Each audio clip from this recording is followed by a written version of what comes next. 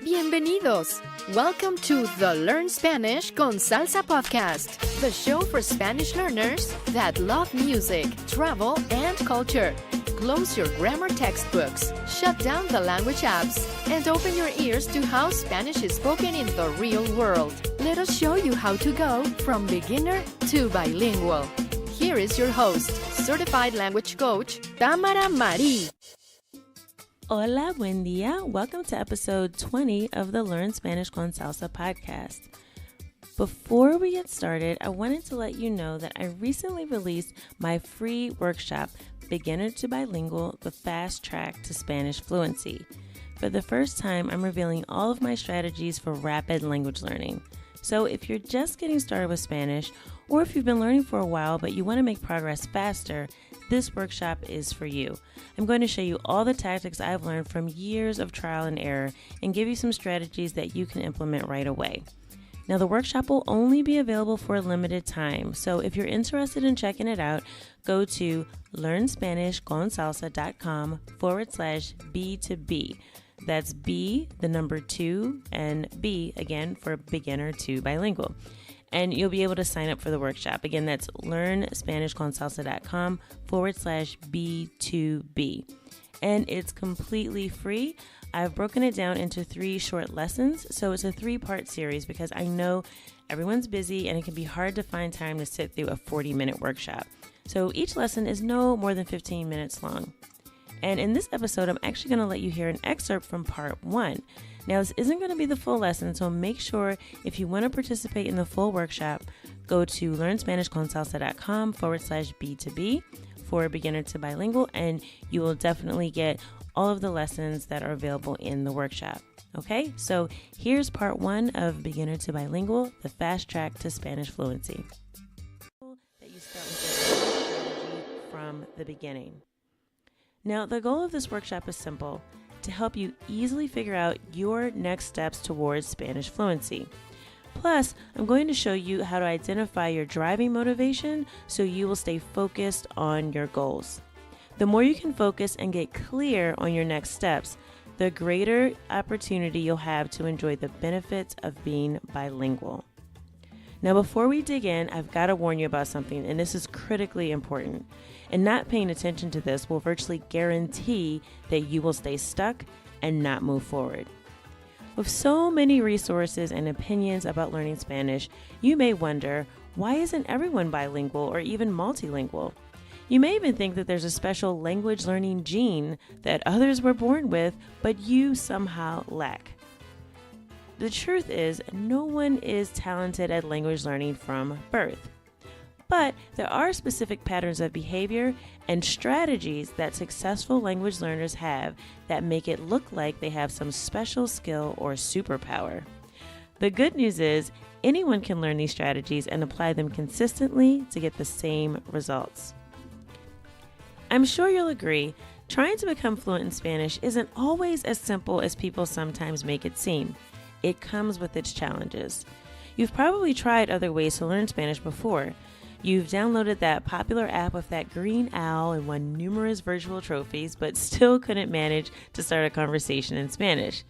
You've Googled how to learn Spanish and got lost in a sea of conflicting and confusing information. You may have started and stopped and started and stopped again because you got bored, distracted, or life just happened. In this first lesson, I'm going to share the shortcut to fluency that I've developed after years of trial and error. This will help you get out of overwhelm and stagnation and get you making progress with your Spanish right away. Maybe you're just starting to learn Spanish, or maybe you've been learning for a while, but you just can't seem to understand the fast pace of spoken Spanish and still struggle with conjugating verbs in your head. Either way, what I'm about to share will help you find out exactly what you need to focus on to get fluent in Spanish. I started Spanish con Salsa because I saw so many people who wanted to speak Spanish fluently, but they were getting completely sidetracked. For example, I saw people struggling to understand complex grammar rules before they could even have a basic conversation in Spanish. Then I had coaching clients who could read and write Spanish pretty well, but would still get completely lost when talking to a native Spanish speaker. There are many more examples like this, but I knew that people needed clarity because in full transparency, that was my story too. Long before I received my language coaching certification, I was struggling to learn Spanish just like you. I grew up in the U.S. only speaking English, and I taught myself Spanish as an adult. I remember going to Panama armed with my high school Spanish and the embarrassment I felt when I couldn't even understand the basic questions at customs and immigration. So I came back home determined to speak Spanish fluently. At the time, I was pursuing my master's degree and working a full-time job, so I was really strapped for time. But I downloaded every app I could find. I went to the library and got every Spanish textbook, and I got lost in numerous online forums looking for answers to the crazy questions that would pop up in my head as I struggled to understand Spanish grammar. I was confused and demotivated, and quite frankly, not very consistent. But then I started taking dance classes, and I became obsessed with salsa music. I realized that I loved the rhythm, but I didn't know what the music was really about. I was driven to understand the meaning of the songs and connect with Spanish speakers, so I used the music as my motivation and my learning material. The first time I was mistaken for a native Spanish speaker, I knew I was onto something. I also connected with a community of other language learners and invested in coaching to help me stay accountable to meet my goals. Eventually, I started to share my process for learning Spanish with music with other learners, and that's how Spanish con Salsa was born. Once I got past the frustration and boredom of trying to learn Spanish in traditional ways and doing it all on my own, I really started to see massive growth. At this point, I've traveled throughout Latin America from Costa Rica to Colombia to Cuba, and I've been able to connect with people along the way because I can speak the language. I went from being confused and embarrassed when traveling to Panama to being able to secure a visa at the consulate in Argentina after taking an unexpected detour during my last trip to South America. But that's a story for another time. Now, everything I'm about to share with you is the exact plan I followed to get comfortable with speaking Spanish with native Spanish speakers. More importantly, this means that I'm able to connect with the music I love and with the people in my own community, and I've made friends all over the world. And that's what I want for you. I know you wouldn't be watching this if you didn't have a real desire to speak Spanish fluently. That's why I want to make things easy for you. So let's get started with the first step. The single most important step in mastering a new language is identifying what I call your driving motivation. Now, this isn't just your reasons for wanting to learn Spanish. This is a deep desire that drives you to really want to speak Spanish fluently. Sometimes we set goals because we think they sound good or they're what we're supposed to be doing. Or maybe we want to impress somebody by reaching that goal.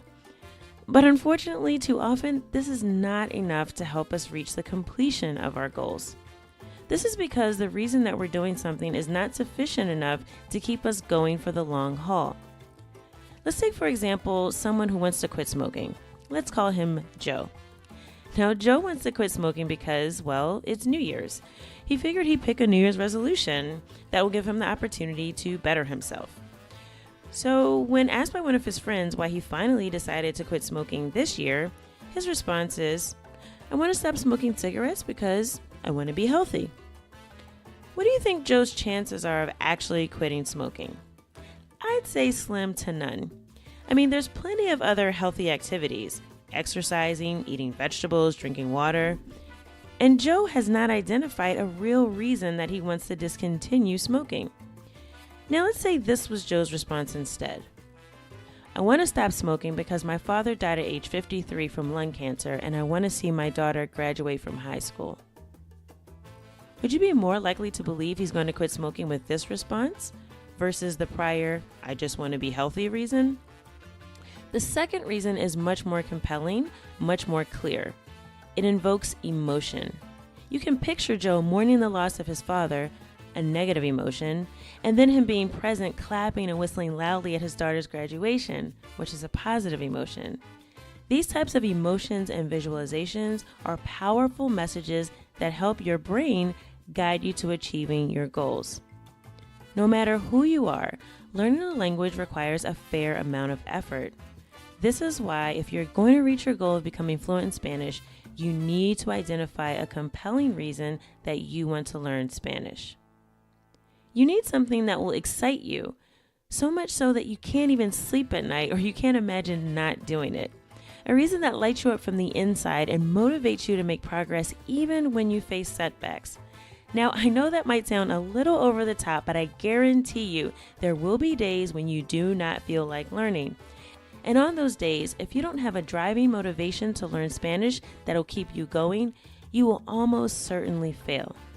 At minimum, it'll take you twice as long to learn Spanish than someone with a clear, compelling reason to learn, a driving motivation. I hope you enjoyed that excerpt from part 1 of Beginner to Bilingual, the fast track to Spanish fluency.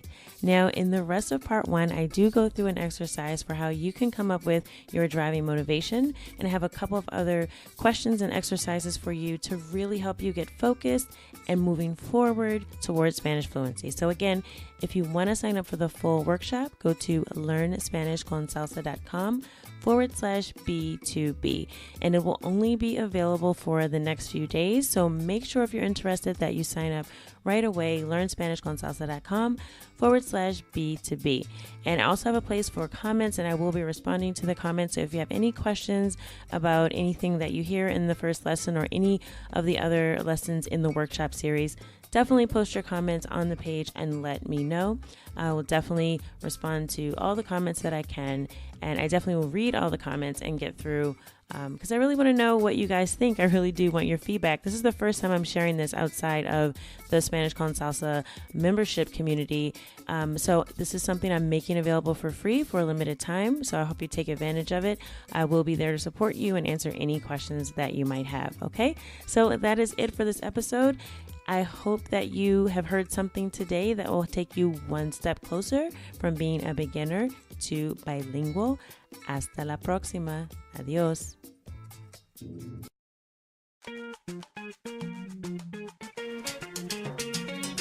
Thank you for listening to the Learn Spanish con Salsa podcast at learnspanishconsalsa.com.